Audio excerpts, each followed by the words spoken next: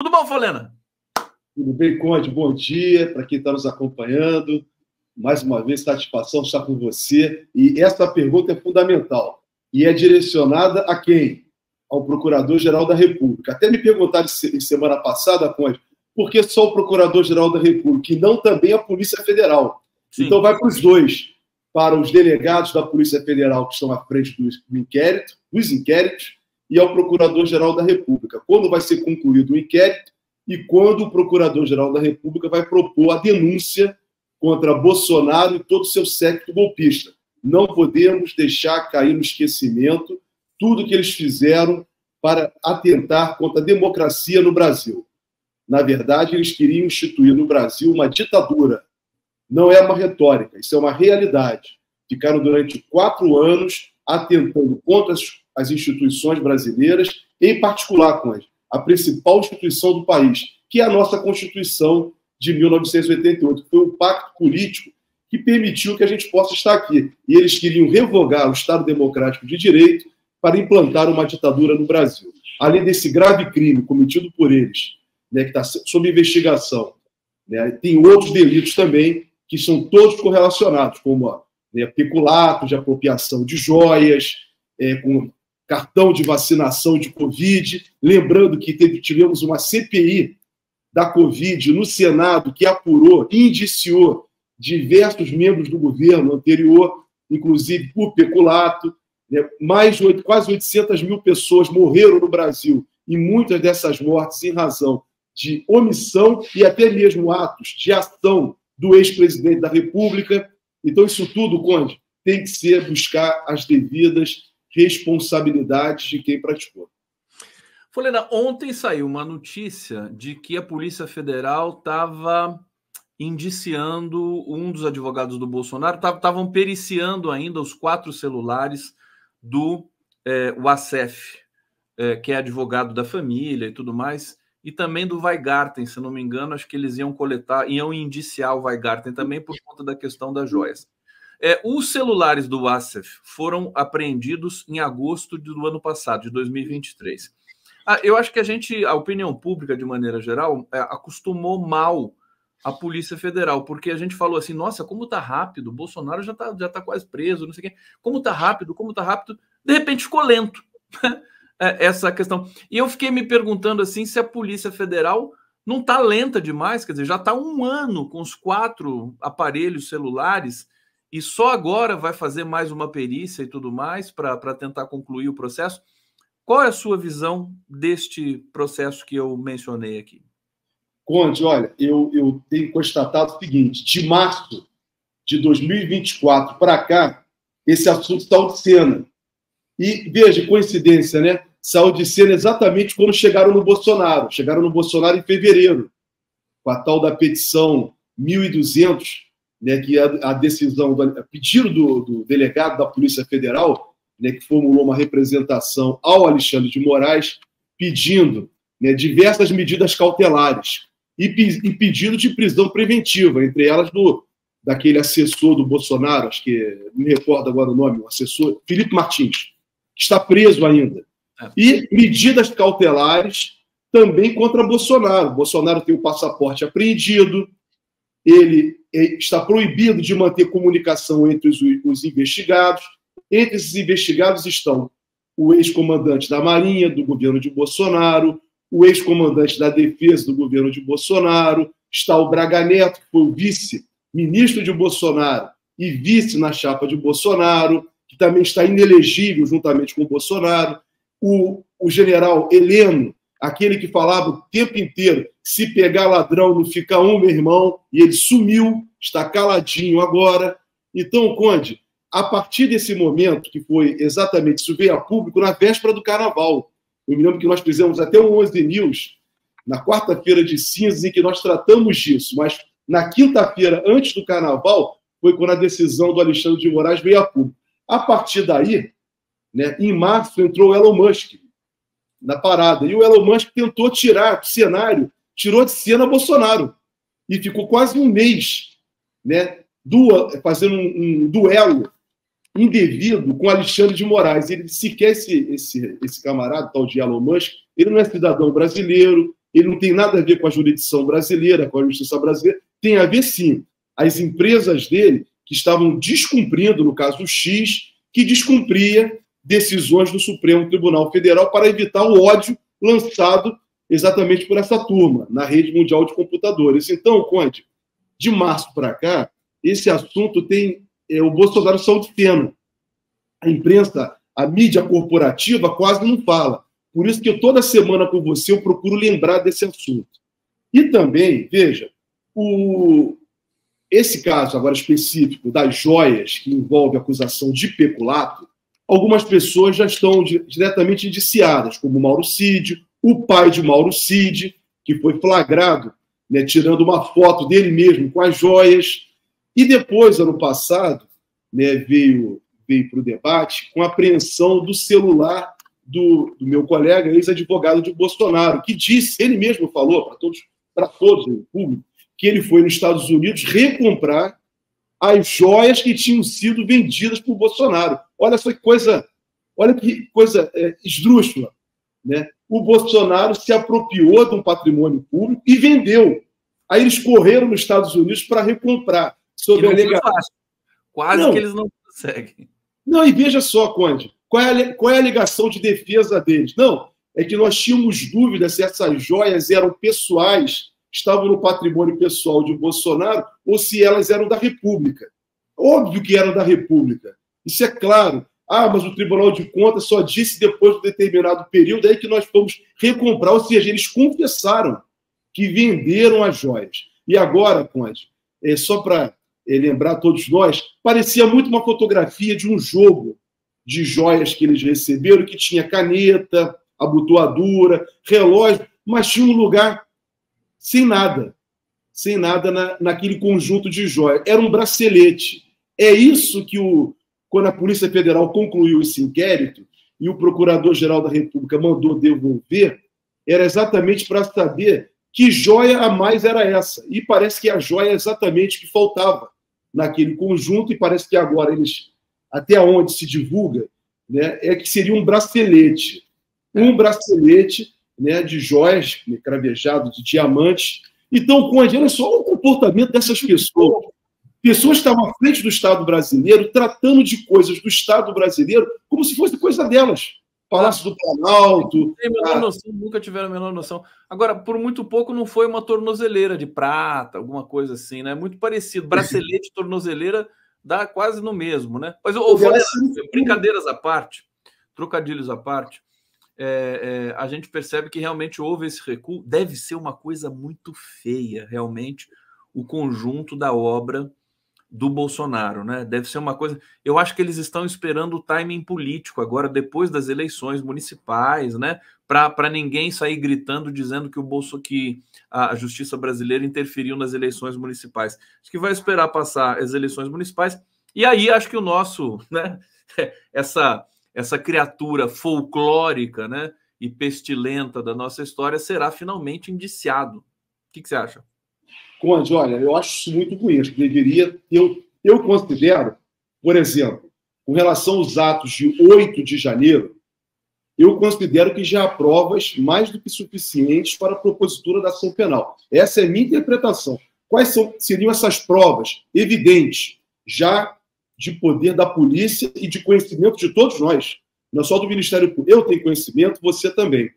Os depoimentos dos comandantes do Exército e da Aeronáutica do governo de Bolsonaro. Todos os dois foram categóricos, que foram, inclusive, comandantes do Exército, foi chamado para algumas reuniões em dezembro, depois da eleição, depois do presidente Lula já eleito, para comparecer ao Palácio do Planalto, quando foi apresentado a ele, né, a tal da minuta de golpe de Estado.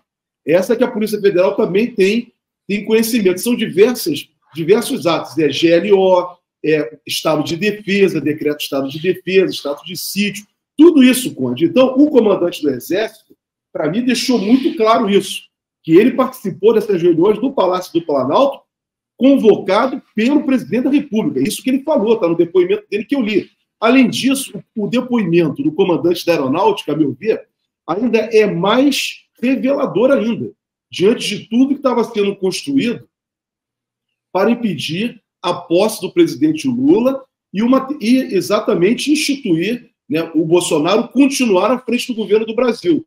Então, num golpe de Estado. Então, Conde, para mim, isso está muito claro. Além do vídeo do dia 5 de julho de 2022, em que Bolsonaro, naquela reunião ministerial, que não era uma reunião para tratar de assuntos administrativos do governo, e não era para tratar de nenhum assunto republicano, era para tratar de um assunto golpista, conspirar contra as eleições, conspirar contra o Tribunal Superior Eleitoral. Ficou muito claro na fala de todos os presentes, em particular do presidente da República da ocasião, que era o Bolsonaro. E, sem contar as falas do general Heleno, do general Paulo Sérgio, que era comandante, né, comandante não, que era o ministro da Defesa. Então, isso tudo está muito claro, Conde. Eles estavam reunidos para uma ação conspiratória. Perfeitamente. Está realmente claro, né? Talvez tenha alguns podres que a gente nem conheça ainda, por questões de que simplesmente não foram vazados para a imprensa. É por isso que a gente fica nessa expectativa aqui. Bom, Hussein Brasil, bem-vindo aqui ao nosso 11 News. Ele está dizendo: Estados Unidos designaram Mandela terrorista até 2008.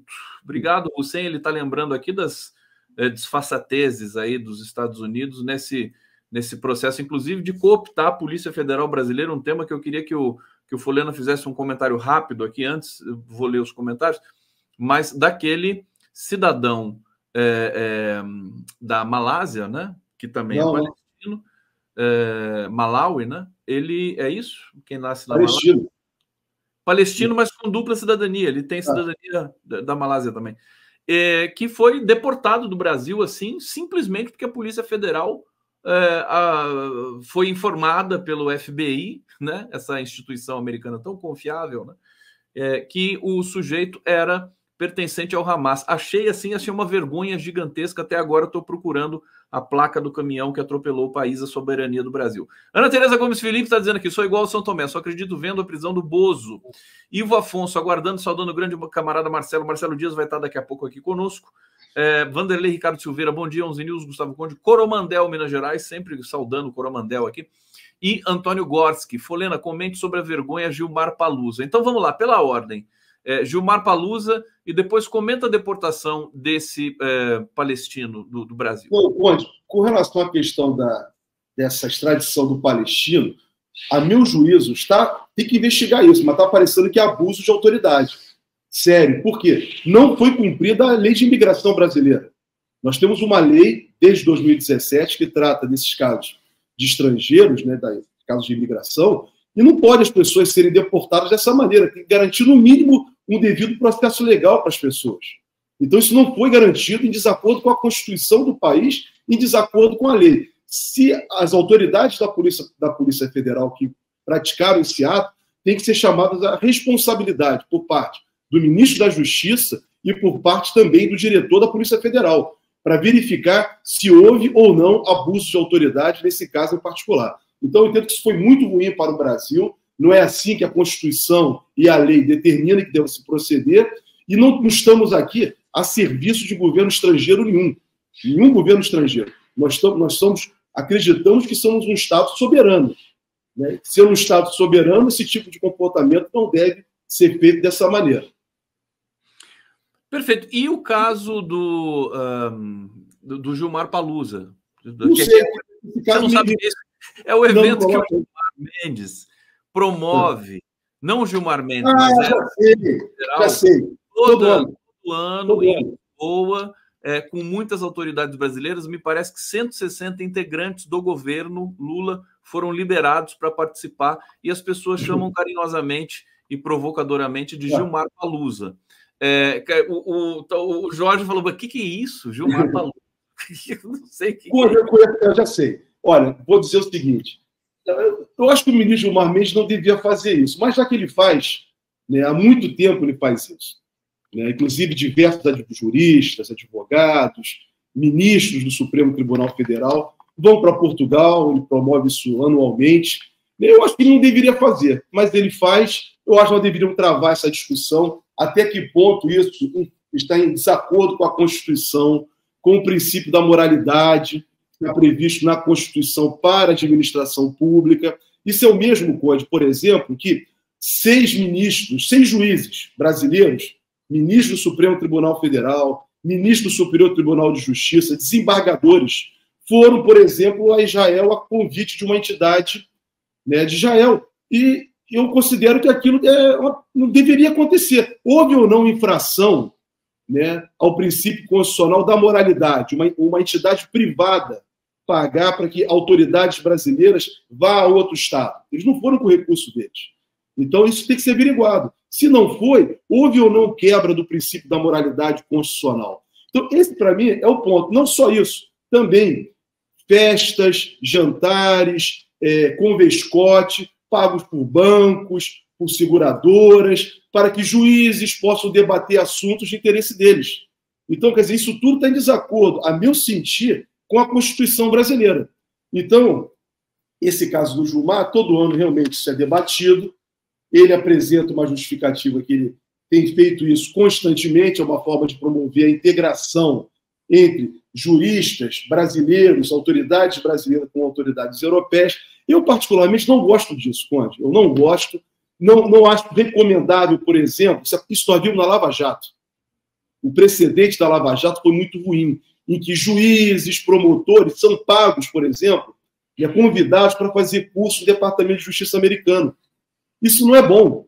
Isso não é bom para o país. Isso introduz um pensamento em desacordo com o interesse estrangeiro dentro do país, junto a autoridades brasileiras importantes. Então, o nosso histórico com relação a isso, revelado pela Lava Jato, mostrou que isso não é salutar para a soberania do Brasil e para a democracia brasileira.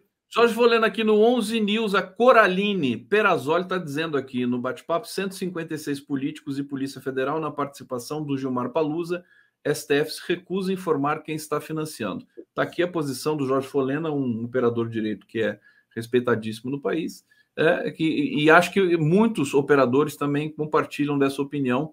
Agora, muitos também adoram ir, né, para festa, coquetéis, aquela coisa toda. Jorge, estamos aqui no 11 News, por favor, dê um like aqui na nossa transmissão. Vamos falar do assunto do momento agora.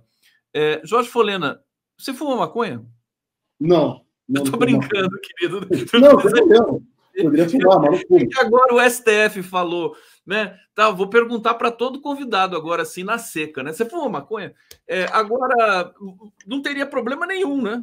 Se a pessoa fuma maconha, não fuma maconha, falar publicamente agora explica para a gente, Folena, como é que se dá essa decisão do STF que está confundindo muita gente. Tem gente que está falando assim, oba, liberou, agora vou fumar maconha. Tem gente que já fala assim, não, calma, não é bem assim. Como é que é?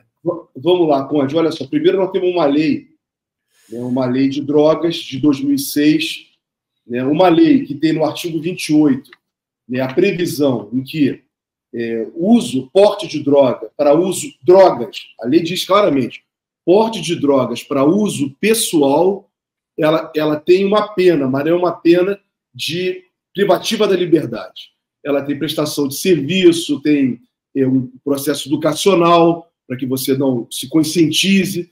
Muito bem, é uma pena, é uma forma de se penalizar, mas não com a reclusão. Muito bem. O meu modo de ver, esse debate entrou e está no Supremo Tribunal Federal, primeiro com a decisão do Gilmar Mendes. Gilmar Mendes é o relator desse processo, e ele, quando apresentou o primeiro, acho que ele apresentou o voto, a meu modo de ver, mais adequado, que é exatamente estabelecer o que prevê a lei. A lei fala que o usuário de drogas para uso pessoal conforme está previsto no artigo 28, deveria entrar nessa hipótese. Aí ele avançou no sentido de que não houvesse a criminalização para uso pessoal, né? Muito na linha da descriminalização, como, por exemplo, você perguntou se eu sou usuário de maconha, eu disse que não sou, mas infelizmente eu sou usuário, eu tomo bebida alcoólica, que também é uma droga, como eu não fumo cigarro, tabaco, mas também é uma droga. Há diversas outras drogas, né, que são lícitas. Então, é a questão do uso, né, da droga para uso pessoal da pessoa. Então, o Gilmar Mendes deu, no primeiro momento, esse voto em 2016, depois ele reajustou o voto, ele muito pressionado, e estabeleceu que o voto era para usuário de maconha. A lei não fala em maconha, a lei é ampla, sentido amplo. E é uma lei penal, ampla, drogas. Mas aí o debate no Supremo Tribunal Federal começou a ser a partir da descriminalização ou não da maconha, ou como disse o ministro Barroso ao definir a questão. Se vai aplicar uma sanção penal ou uma sanção administrativa. O que prevaleceu é a sanção administrativa e não criminal. Esse é o encaminhamento que foi feito para portador de maconha. O que falta agora? E aí, aonde está o problema? E o problema, a meu ver, não está no Supremo Tribunal Federal. O problema está no Parlamento Brasileiro. E por que digo isso? Porque o Parlamento Brasileiro, em 2006, quando fez a lei, estabeleceu o artigo 28, num dos parágrafos da lei, acho que é o parágrafo 2º, ele diz o seguinte, que o juiz é que vai definir qual é a quantidade de droga para uso pessoal, qual é o local em que a droga foi apreendida com a pessoa, quais as características da pessoa socialmente. Ou seja, deu um poder discricionário para o juiz, né, que é bem característico do patrimonialismo brasileiro, qual seja, preconceituoso, ou seja, os filhos da classe média, os ricos, que são brancos, que são usuários de droga para fins pessoais, o juiz pode tirar. Agora, veja, se vem um negro da periferia, né, de acordo com a condição social dele, de acordo com o local, ele vai ser enquadrado como traficante. E aí, quem deixou isso em aberto, a meu modo de ver, quem legislou mal, foi o Parlamento Brasileiro. E o Supremo Tribunal Federal está tentando corrigir isso agora. Corrigir. Agora, esta correção, aí vem o debate. Qual é a quantidade que tem que se estabelecer necessária, aí tem que ser um critério científico para uma pessoa usuária de droga. Então, é isso que o Supremo Tribunal Federal vai definir no dia de hoje. Mas aí vem uma outra pergunta, que é o debate central. Isso é uma questão da justiça ou é uma questão do parlamento? Então, o que aconteceu foi, o parlamento deu um cheque em branco para uma justiça preconceituosa, racista, que é a justiça brasileira. Porque os maiores casos de prisão no país são exatamente de droga, tráfico de drogas. Quem são as pessoas que estão presas com tráfico de drogas?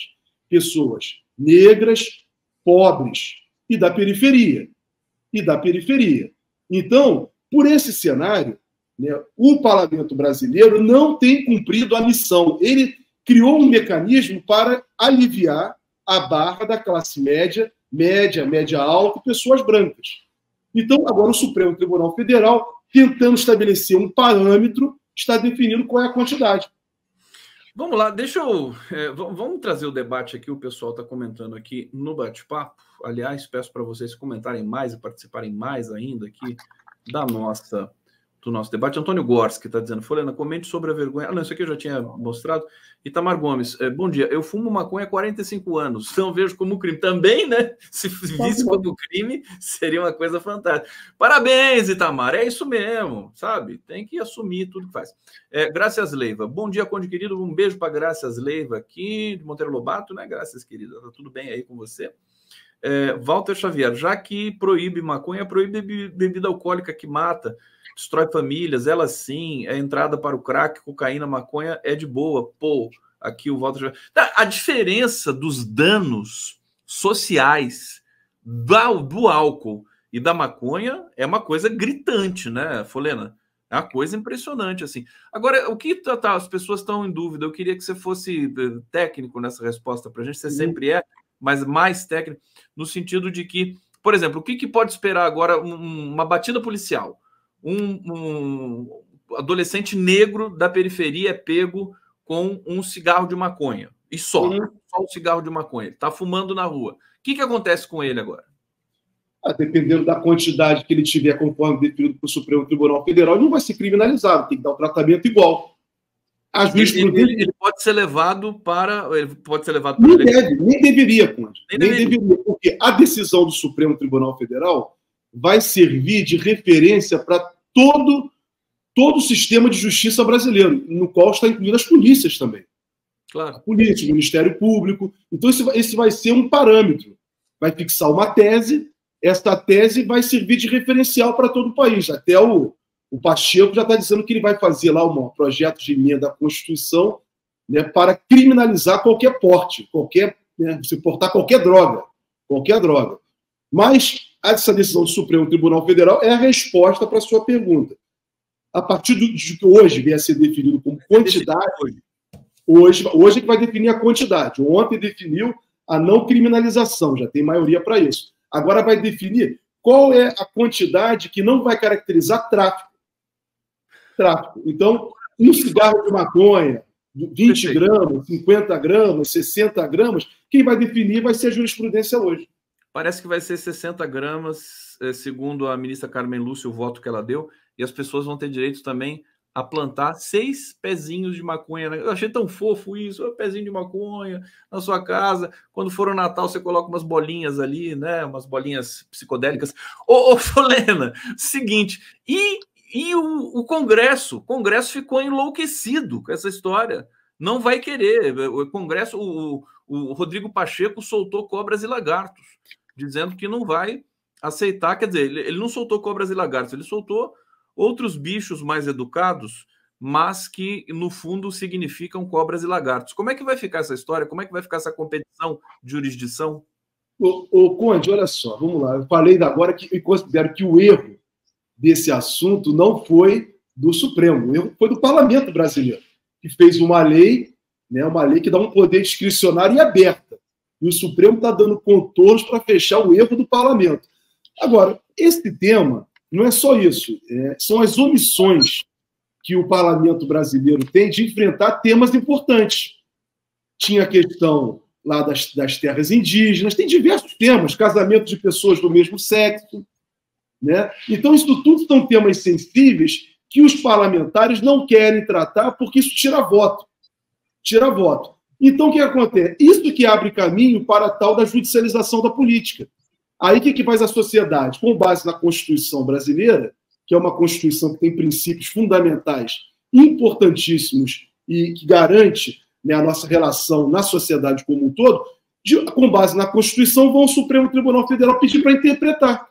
Mas por que o Supremo Tribunal Federal interpreta? Porque o Parlamento brasileiro não legislou.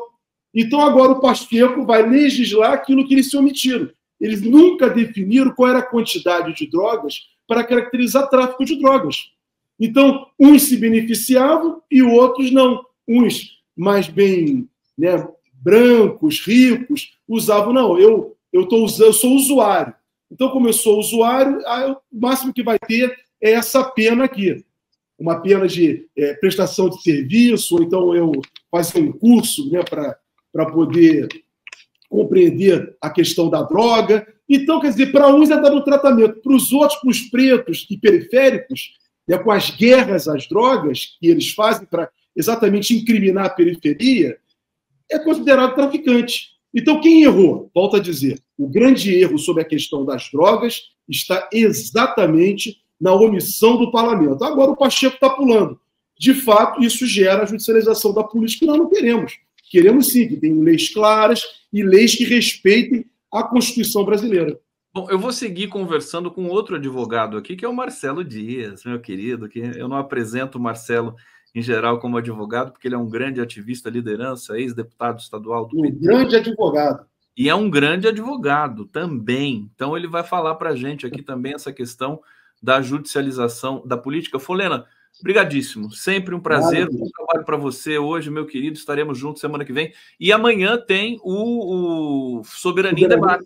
Soberania em Debate amanhã, tá? Eu quero me despedir do Marcelo. Marcelo, um abraço. Bom te ver sempre aqui com esse sorriso bonitão, alegre. E, Conde, só deixa eu fazer um chamado aí. Eu escrevi um artigo sábado, verdade, no Brasil 247, sobre essa questão das drogas, porte das drogas. Então, está no meu Twitter. Então, quem tiver interesse, quiser ler, ali tem meu pensamento a respeito dessa questão, que é exatamente... na verdade, o parlamento não quer enfrentar, Conde, é a questão econômica, financeira, relacionada ao tráfico de drogas. O que gera de dinheiro, eles não querem fazer esse enfrentamento. Então, é melhor ter a guerra às drogas contra exatamente os pobres, negros e periféricos brasileiros, que todo dia morrem. Mais de 180 pessoas morrem por dia no Brasil assassinados. E muitos desses nessa guerra contra as drogas. Então está no meu Twitter, que é @FolenaJorge. Obrigado, Conde. Marcelo, um abração.